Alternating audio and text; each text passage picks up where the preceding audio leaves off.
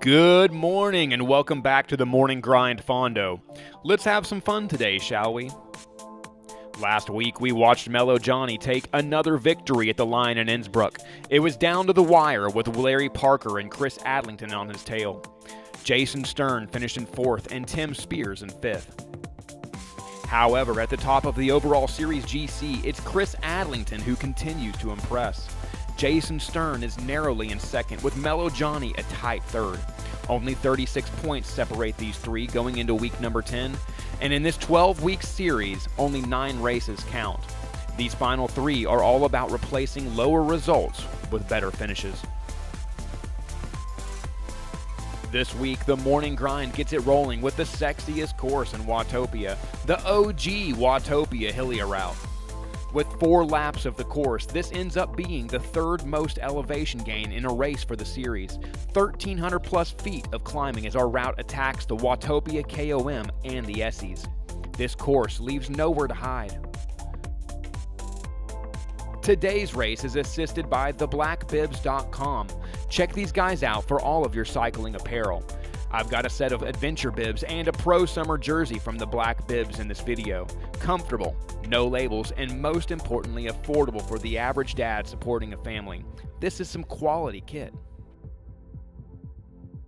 Once again, we have Ken Nowell on the Dirt Cycling Team's YouTube channel to thank for recording this race. Head over to that channel in the link below and give him a like and a subscribe. This race follows Team Dirt in the pink kits, except for me. I seem to have packed the wrong kit and somehow ended up in orange. The start of the race was rather subdued. After a quick burst at 5 watts per kilogram and the climb up the KOM only 0.7 miles away, it was time to settle into the pack and wait. This KOM climb is 2 minutes of brute force. I slogged up it at 64 RPMs as a break started to appear at position 25 and the front began splitting into multiple groups. I sat there struggling to hold the wheel in front. Breaks started to form early, and at 2 miles in, a front group had split off the front with New Heights, Get to the Choppa, Tim Spears, and Alan Brannon. This lead group held off a hard-charging peloton led by Aaron Hovell and Ed Aguayo. At 4.3 miles, the break gets caught as we climb up the ramp to the Essies. I made my way to the front to help pull with Ryan Hoekstra and Tim Spears taking turns off the front as well. As we head into the second KOM, Tim Busick and Get to the Choppa take off the front. A break forms at the second corner, again splitting the pack to a front group of 15 and a trailing group of 10. Shortly after, I nearly fall off the back as Buckland gives coaching advice to New Heights during a dropout. That was faster than the first lap. Yeah, 2 minutes. Well, everybody disappeared on my... Are they back? Are they still on? No. Keep pedaling, because you've probably got to drop out. At 8.3 miles, Sterney, our team captain, the dirt father himself, he asks, "How is everyone feeling?" After 2 rounds of the KOM, I'm fully toast and others are feeling it too. How are we feeling up that climb? Carver, 9 Horrible. feet Brandon. Horrible. Comfortable. Comfortable or I feel horrible? pretty good. Good. Nice work, Carver. Horribly comfortable. That was within my limits. Easy. New Heights, who had a dropout around mile 7, begins bridging back to the group after a monster effort in chase. The Pocket Rocket has impressed everyone with his ability to dig deep and suffer well, but he isn't done yet. Instead, New Heights is interested in yet another attack, and Buckland coaches him down to wait for the final lap. At 10.1 miles, Chris Adlington punches it leading into the Essies, and Choppa jets off the front. Jason Stern pulls them both back and shuts it down at the end of the Essies. 11 miles in, and Ken Nowell points out Jason Stern's power graph. It's absolutely unbelievable how much recovery he has in there. So for our live audience, we're taking a look at Sterney's power graph at the bottom. A lot of gray and blue, kind of unbelievable. How do you do it, man? A lot of gray and blue with huge red. Got it. As we head into the third KOM, Aaron Hovell leads in before Brian Carver and Get to the Chopper take off the front with 600-watt efforts up the incline. This is where I get dropped off the back and into no man's land with no one to work with. Get to the Chopper has blistered the climb and set the pace high at 1 minute and 55 seconds on the leaderboard. As the leaders go through the Italian Villa, Buck Wild Buckland gives advice from the team car. The short incline after the sprint and leading into the Essies looks to be a great spot to make an attack. You've got the S's, which are slightly uphill, and if you get a break here on the sprint with enough of you, you can make a gap, and you should be able to keep the gap. New Heights takes up the challenge and pushes his chips all in, attacking off the front at 300 plus watts and 113 RPMs.